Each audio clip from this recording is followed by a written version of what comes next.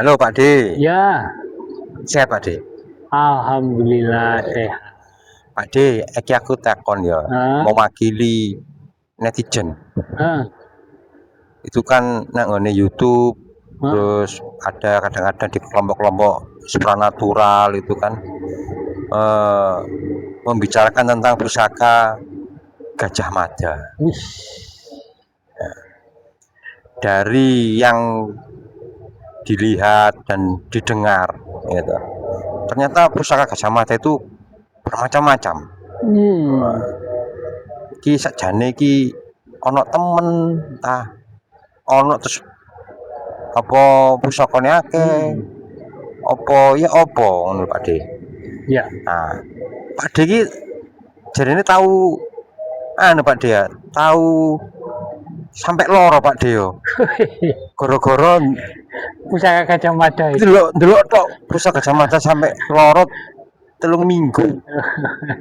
Iya ta Pak D bener ta? Roh ya mau nih. Siapa sih kandhani? Iku iso anu Pak D, diceritakno Pak D ya apa sih anu kisahnya tuh, kisahnya mulai dari Ya. melihat terus sampai loro Pak D ya. Iya. Ini cerita tentang pusaka Gajah Mada ya. Ya, Rada dawa iki tapi nggak gak apa-apa. apa-apa ya. Nah, Los. itu kira-kira tahun 2006 itu kan Lapindo ya. Ya, Lapindo jebule Lapindo ya. Semburan Nah, Lapindo. 2007 itu Pak D itu masih ganteng-ganteng lah. Untuk cek Apa? apa kan sing protol kayak gini. Apa? Amburadul. Nah, cek unyu-unyu lah Pak D. Ya. Itu Pak D masih gemar-gemarnya kumpul dengan teman-teman atau sesepuh-sesepuh yang mendalami ilmu spiritual, khususnya kejawen ya. Nah, suatu hari itu tahun 2007 itu Pak D ikut salah satu sesepuh yang Pak D pandang orang ini mumpuni untuk mempelajari pengetahuan-pengetahuan beliau. Ya. Nah, waktu perjalanan dari Bungurasi, tujuannya itu kan ke Singosari atau Lawang gitu ya. Di situ ada pesanggeran memang yang biasanya kita kumpul di situ untuk ya itu untuk ritual tirakat, eh, melek bengi di situ ya, meditasi atau semedi itu di situ. Nah, dari perjalanan dari Bungurasi itu sore kayaknya, ini sekitar jam 3-an. Jam 3, nah jam 3 itu kita naik bus menuju Lawang. Lawang, Singosari itu ya. Nah, di tengah-tengah perjalanan itu sebelum sampai pasar Lawang itu sesepuh tadi yang saya ikuti itu kan kalau orang melihat beliau itu apa sih wong ini kadang-kadang suka ngelamun gitu ya. Tapi orang ini punya keistimewaan, pandangannya itu tidak seperti Pak D ini. Yang dilihat itu bukan alam nyata tok, kadang-kadang dia melamun itu melihat eh, entitas-entitas atau kegaiban-kegaiban alam gaib itu ya. Karena alam gaib itu juga bertingkat-tingkat, dia sampai tingkat berapa gitu melihat. Jadi dalam perjalanan itu kadangkala dia seperti orang bengong ini, kadang-kadang tangannya bergerak sendiri. Nah, itu di dalam bis itu ceritanya kita duduk berdua di tengah-tengah perjalanan itu dia bengong, bengong tangannya itu gini gerak-gerak gitu. Gerak. Tapi Pak D ini kan sudah paham, oh, pasti ada sesuatu. Gerak-gerak saya biarkan terus sampai tujuan, selesai kan? Sampai tujuan di Pasar Lawang itu kita berhenti, terus makan-makan dulu sebelum sampai ke pesanggeran, baru setelahnya itu ke pesanggeran kan. Nah, setelah malam kita tirakatan, meditasi, berdoa, sholat malam atau melek bengi, nah gitu ya. Di situ sampai kira-kira jam-jam 3 mendekati subuh gitu. Selesai kita tidur. Nah, besok paginya jam-jam 7 gitu, beliau ini sesepuh yang Pak diikuti itu kan sudah bangun, sudah mandi-mandi, Pak D juga sudah mandi, ya ngopi-ngopi gitu. Terus beliau itu bilang ke saya, Mas, kemarin itu saya dapat pusaka. Loh, iya ta? Aku ngomong, iya. Loh, tutul di pusaka itu, pusakanya Gajah Mada katanya, masuk ke dalam tas. Logika kan nggak masuk. Dari mana? Oh, kalau orang-orang lain itu ritual macam-macam, narik itu kadang-kadang ya hanya pusaka-pusaka KW itu, KW 1, 2, 3 itu. Ini pusaka Gajah Mada, bener-bener pusaka Gajah Mada katanya, masuk ke dalam tas. Nah, karena rasa penasaran, Pak D takon, tanyain, aku oleh tandelo, boleh saya melihat? Beliau terdiam. Bentar ya, nunggu WC. Kalau bahasanya Jawa itu WC, tapi petunjuk dari alam gaib. Gitu ya. Terus merenung sebentar, boleh Mas. Tapi jangan sampai pegang ya. Sampai lihatnya kira-kira jarak 1 meter itu. Nanti saya buka ini. Nah, dari dalam tasnya beliau itu dikeluarkan pusaka. Ini kan belum nampak wujudnya. Jadi gagangnya pusaka itu bentuknya naga. Bentuknya naga, terus rangkanya itu kan kayak pisau gini. Bukan kayak keris yang kayu-kayu gitu ya. Kayak pisau, rangkanya itu dari kulit ular. Nah, dari kulit ular itu pusaka itu yang kepalanya naga belum dikeluarkan, terus dibungkus kulit ular. Di luarnya itu ada keris kecil sebesar lidi itu ya. Tapi bentuknya keris bagus, warnanya hitam legam. Pade lihat aja gini. Nah, setelah itu jangan sampai pegang ya katanya. Sampai lihat saja, dikeluarkan itu pusaka itu. Nah, itu memang keris. Keris itu emas, emas murni. Dari bentuknya naga itu ada 2. Terus beliau bilang, ini keris Gajah Mada yang asli. Sebetulnya ini tersimpan di alam gaib. Nah, jadi pusaka leluhur itu banyak yang tersimpan di alam gaib yang asli, termasuk keris nyampu gandring, terus empu supong, macam-macam itu ya tersimpan di alam gaib. Nah ini tapi mungkin ini sudah rezeki sampean, diperlihatkan kebesaran leluhur, jadi bisa ini kita dapatkan. Tapi ingat jangan sekali-kali dipegang. Ya saya lihat itu. Nah saya begitu lihat ini, dada Pak Dewi itu tiba-tiba berdebar, deg deg deg deg deg deg deg. Wah, keringat dingin itu mengucur. Oh, delok tok ae lho iso ngono. Heran ya. Aku lek delok duit gebokan sak mene lho, Kan dedek. ya dedeg waduh ae. Kepingin jopo ae. Nah, kayak ngono ya. Nah, setelah itu disimpan lagi udah Pak De. Mas dia kalau panggil saya itu, sudah Mas, dimasukkan lagi. Terus kita sampai besok paginya pulang dari Lawang itu, dari Pesanggeran di Lawang pulang ke Surabaya. Sampai di rumah itu kira-kira sore. Begitu nyampe rumah saya geblak. Blek. Langsung menuju tempat tidur. Ngeblak pegel apa ngeblak apa Pak De? Badan itu panas, demam. Terus tenggorokan itu kering. Tiba-tiba aja itu. Kering, keringat dingin itu mengucur. Untuk menelan ludah itu susah itu, kering, demam tinggi. Nah itu saya alami selama 3 mingguan. Batuk itu diiringi batuk. Kalau sekarang ini kayak apa itu? Radang. Bukan yang rame-rame kemarin pandemi itu loh, COVID ya kayak gitu itu. Lemes, badan lemes, terus nggak bisa apa-apa lah, lemes. Terus gerges, yang gerges, demam itu. Ini kering, beler, batu-batu seperti itu. 3 minggu. Baru 3 minggu kemudian sembuh Pak D. Sembuh. Tapi sebelumnya itu saya, kalau dulu nggak ada WA ya, SMS. Jadi saya SMS ke beliau itu, pembimbing saya. Oh, aku kok ngene kondisi ini. Seminggu itu. Kok ngene setelah dari Lawang. kok sakit berat gini?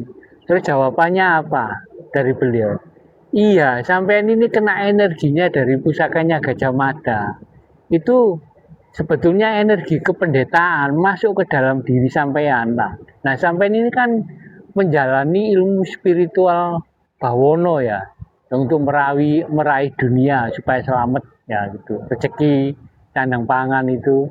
Nah, ini masuk ya otomatis mempengaruhi kondisi fisik sampean. Dan ini harus segera dikeluarkan. Nah, Bergesekan Mas ya. iya, jadi tabrakan energi itu. Tapi kan raga saya tidak kuat ya. Berarti saya ini bukan orang kuat. Kayak diimun gitu ya, energi pendetaan itu untuk sekedar diketahui itu ya tujuannya itu menjauhi dunia, manunggal dengan Tuhan. Itu ilmunya kaum Brahmana atau pendeta zaman dulu itu. Nah, saya enggak, saya kan masih menginginkan dunia ini tabrakan mau masuk dari pusakanya Gajah Mada. Jadi kondisi tubuh itu terpengaruh menjadi sakit seperti itu. Akhirnya diberikan ritual saya dari beliau, ditambani lah, diobati dari Jawa atau apa gitu, disuruh menyediakan air putih dan sebagainya, terus saya minum.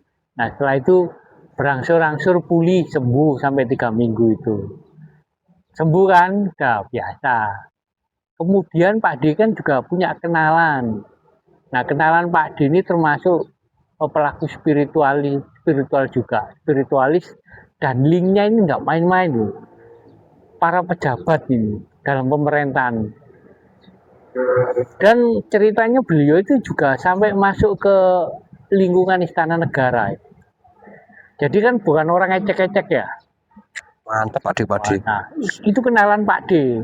Nah, setelah Pak D sembuh itu 3 bulan, 2 bulan kemudian Pak D berkunjung ke ini, sebut saja namanya itu Cak Pendi ya. Saking akrabnya itu saya ngomongnya Cak Pendi, tidak apa-apa. Beliau sudah almarhum kali.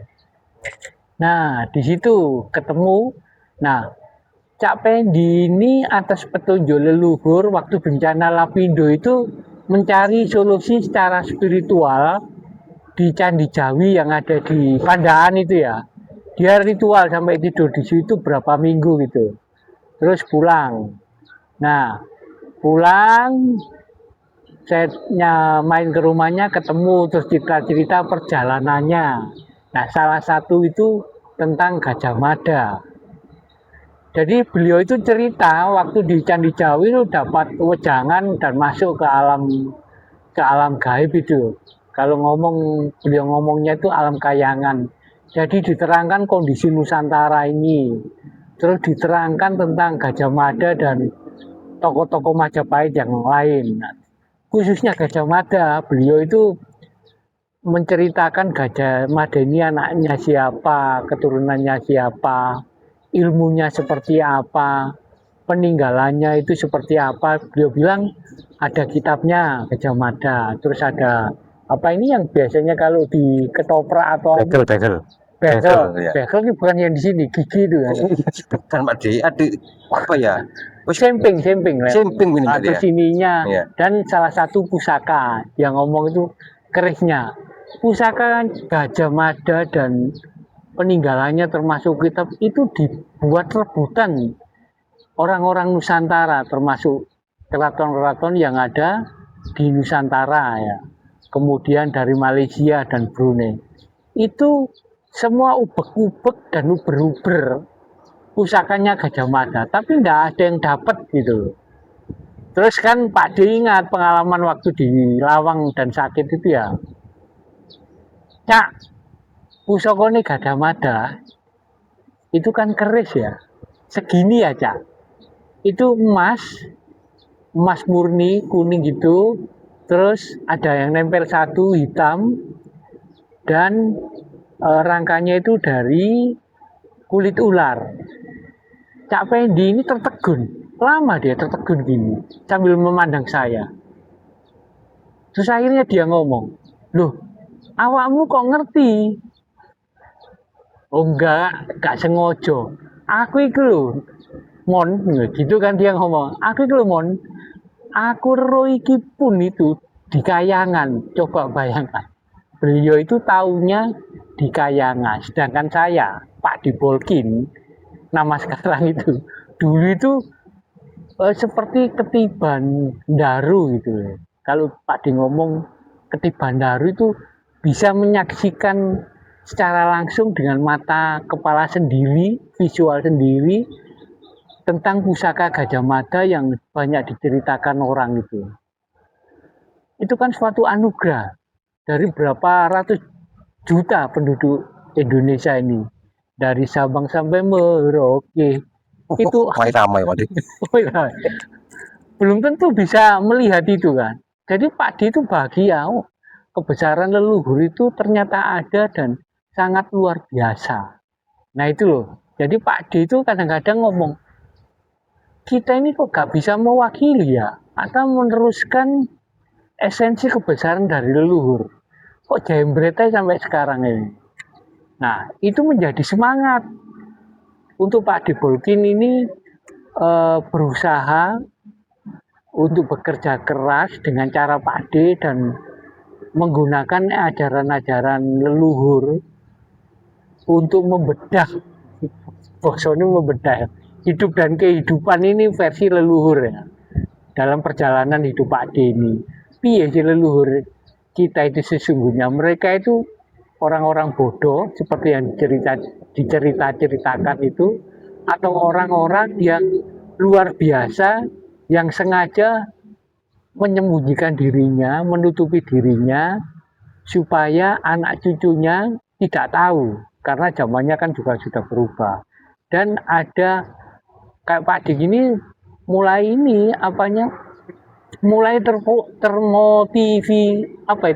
Motivasi. ya, termotivasi untuk mengenal leluhur dan kebesarannya itu.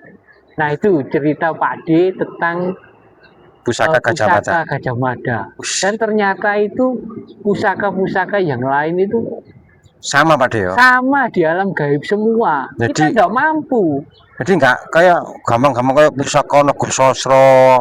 Nah itu kan kita misalkan yang nyuting ini rajanya ya, sampean ini raja, Pak D ini pate. Sampean punya pusaka Naga Sasra. Pak D itu menginginkan barang seperti itu. Ya, Pak D.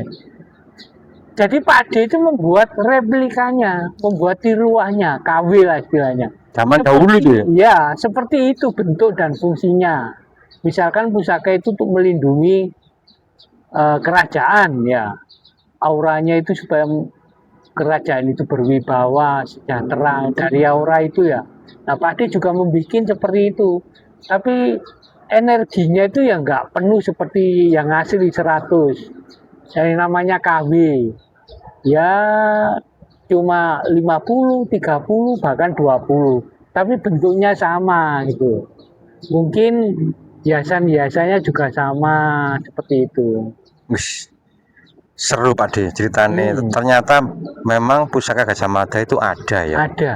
Dan tersembunyi atau disembunyikan di alam gaib supaya aman Pak De.